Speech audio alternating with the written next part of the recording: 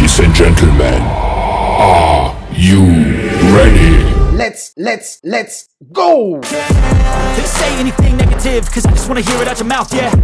Give me fuel, it's a tool that I use to go ahead and run my mouth, yeah.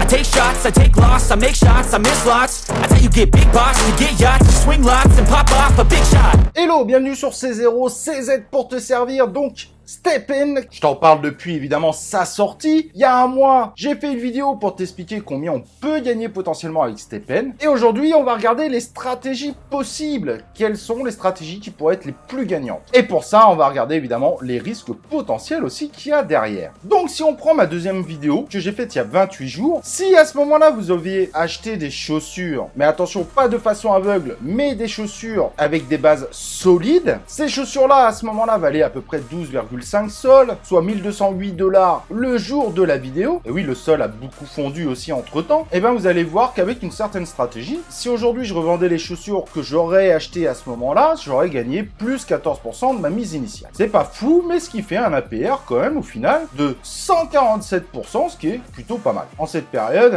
on crache pas dessus bien évidemment. Qu'est-ce qu'on a pu constater? On peut constater que le GMT et le Solana ont quasiment divisé par deux, mais sur le coup pour les joueurs, la baisse du GMT est plutôt une bonne nouvelle. Il y a certaines opérations qui vont leur coûter moins cher. Et pour le JST, bah c'est pareil, ça a divisé par deux, mais là sur le coup, c'est pas forcément positif pour le joueur. Donc la première chose super importante si vous voulez vraiment rentrer dans STEPN, c'est d'acheter des chaussures de qualité.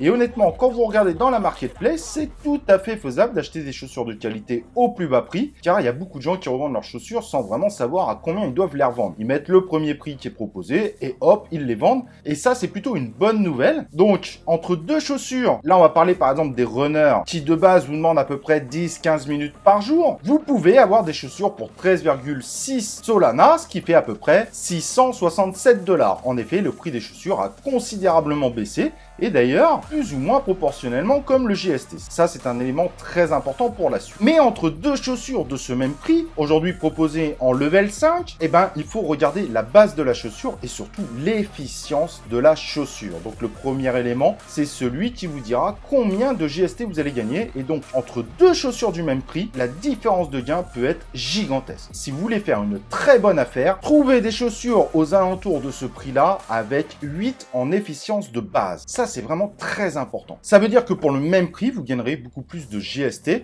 Au-dessus de 8, ça devient compliqué à trouver. Mais à 8, vous êtes déjà sur de très bonnes chaussures en level 5. En efficience de base. Je ne parle pas de ceux qui ont été rajoutés avec les points. Et si au moment où vous regardez, vous n'en voyez pas, vous voyez que des chaussures A2, A1, attendez, ne vous précipitez pas. En revanche, les chaussures peuvent partir très vite, donc je vous recommande d'apprendre à cliquer rapidement pour aller voir l'efficience de base de chaque chaussure, de façon à pouvoir l'acheter sans réfléchir au moment où cette chaussure avec une efficience de 8 apparaît, et je vous garantis qu'il y en a. Donc il faut déjà par défaut envoyer du Solana sur votre wallet spending, sinon vous louperez tout simplement ces chaussures-là. Alors c'est pas très grave, hein. La première fois on se fait avoir, et puis la deuxième fois, on est évidemment préparé, vous avez juste loupé peut-être 10 minutes, 20 minutes par rapport à votre achat. Ensuite, la deuxième stratégie à avoir dès le début. Utilisez ce que vous gagnez les 4 premiers jours en allant courir pour améliorer vos chaussures. Donc passez de level 5 à level 6, à level 7, à level 8 jusqu'à level 9. À chaque fois, vous paierez le prix du level. Par contre, le passage en level 10 est beaucoup plus discutable. Donc ça sera à vous de voir un peu la stratégie que vous voulez avoir par rapport à ça. Mais en tout cas, montez jusqu'à level 9, c'est super intéressant parce qu'au final, vous allez gagner beaucoup plus de GST chaque jour à partir d'une montée de level.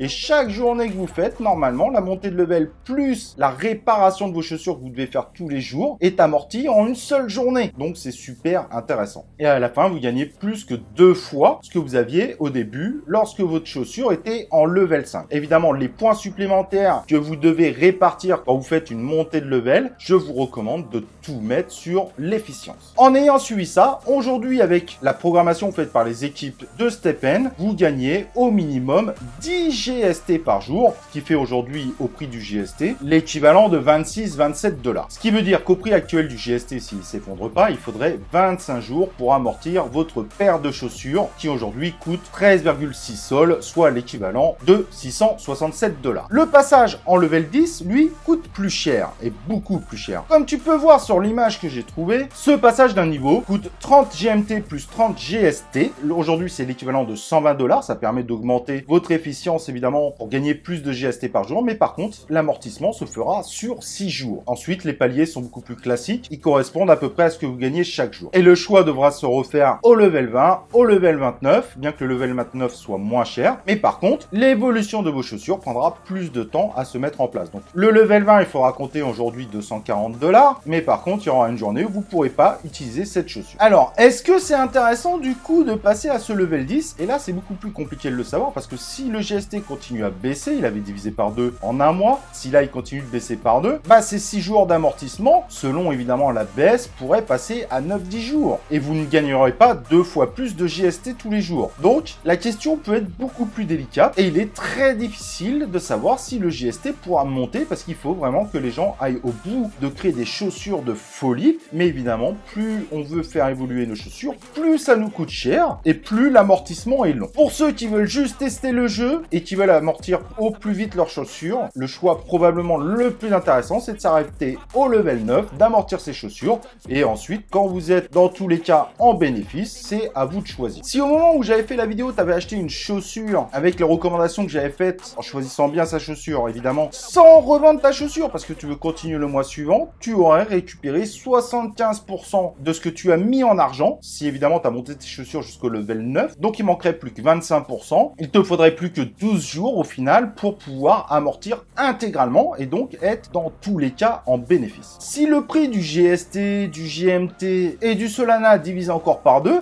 eh ben, ça sera à peu près le même schéma pour ceux qui rentrent aujourd'hui. C'est ça qui est assez intéressant. Par contre, évidemment, si ça divise par 4, ça sera beaucoup plus compliqué. Donc, en réalité, pour ceux qui sont sur STEPN, ceux qui veulent monter à fond leurs chaussures, acheter plein de chaussures, minter des chaussures, j'en parlerai juste après, ils prennent beaucoup plus de risques et potentiellement, ils pourront ne jamais rembourser leurs gains. Au vu du système qui est mis en place, il est tout à fait possible que le token continue à chuter et ne garantit absolument pas qu'il va monter. Il est aujourd'hui encore très difficile de se faire une estimation. Je parle évidemment sur la partie Solana. En revanche, pour celui qui revend ses chaussures aujourd'hui, comme je l'ai dit, il récupère un rendement de 14%. Mais dans ce cas-là, il ne pourra plus utiliser STEPN. Mais alors, est-ce que je dois minter des chaussures par rapport au prix actuel, évidemment? Pour minter des chaussures, donc vous avez votre chaussure, mais il vous faudra une seconde chaussure. Donc au prix actuel, il faudra rajouter 667 $. C'est-à-dire que l'amortissement serait alors de 50 jours, donc c'est déjà beaucoup plus long. Et en plus, pour minter sur le réseau Solana, il vous faudrait à peu près 240 GST plus 60 GMT, ce qui aujourd'hui coûterait 716 $. Donc en gros, il faudrait 75 jours. Si jamais les taux ne remontent pas et qu'ils se stabilisent, il faudrait 75 jours pour amortir vos chaussures, si évidemment vous ne revendez pas vos chaussures. Et là, ça commence à être un calcul très compliqué. C'est-à-dire que si le token fait x7, c'est 10 jours, c'est top. Mais est-ce qu'aujourd'hui, le token peut vraiment faire x7 alors que les gens utilisent le GST pour en gagner, pour gagner de l'argent? Donc il y a quand même beaucoup de chances que les gens essayent de le retirer. Ils vont peut-être commencer à le garder s'ils voient que le cours remonte violemment. Et là, ils se disent, bah non, je vais pas revendre tout de suite. Mais au risque évidemment d'un effondrement derrière, au moment où on commencera à avoir les premières ventes, ça pourrait créer de la vente massive. Mais c'est pas impossible, mais partez dans l'idée que là, il va falloir 2 mois et demi pour amortir des chaussures avec le mintage, en espérant que les prix continuent pas à fond. Donc en fait, stratégiquement, c'est loin d'être si simple. Et si on part du côté de la BSC, les chaussures sont beaucoup plus chères. Ce que vous gagnez est multiplié par 10, le prix des chaussures sont multipliés par 9, donc vous êtes à peu près dans la même configuration en réalité, mais avec une prise de risque forcément beaucoup plus grande. Parce que le token n'arrête pas de monter, mais le jour où ça va commencer à vendre, le risque que vous avez, c'est que le token fonde violemment, un peu comme ce qui s'est passé sur le GST au moment où les gens ont commencé à vendre, et là le token a divisé par 3, bah ça pourrait parfaitement arriver sur la BSC. Et là, comme on a vu que les chaussures s'adaptaient un petit peu au nombre de GST qu'on gagne par jour, bah là au final vous pouvez être énormément perdant sur l'opération, et vous pourriez même arriver finalement de vous retrouver à 75 jours d'amortissement où il vous faudrait 150, 225 jours, vous l'avez compris, quasiment 1 an d'amortissement. En n'oubliant pas que pour amortir, il va falloir aller courir tous les jours, peu importe qu'il grêle, qu'il neige ou que vous soyez malade. Donc vous ne pouvez pas garantir à 100% que vous pourrez faire du STEPN tous les jours. Alors particulièrement entrer sur la version BSC alors qu'on est sur une bougie verte de malade au moment où je fais cette vidéo, en tout cas, ça me paraît être extrêmement risqué. Si la courbe suit celle du GST qui était sur Solana, on pourrait voir encore une très grosse baisse de prix et évidemment ce qui pourrait représenter une grosse perte si vous investissez maintenant dessus. Et donc en réalité, s'il y a une grosse baisse du côté de la BSC, ça pourrait d'ailleurs soit amener les gens à être totalement dégoûtés et à quitter STEPN définitivement, soit de voir des gens basculer du côté de Solana, ce qui pourrait faire peut-être remonter les cours des prix des chaussures et du GST. Bien évidemment, on n'a pas de boule de cristal. Voilà, en tout cas, j'espère que ça va t'aider si jamais tu veux vraiment rentrer dans l'aventure de STEPN.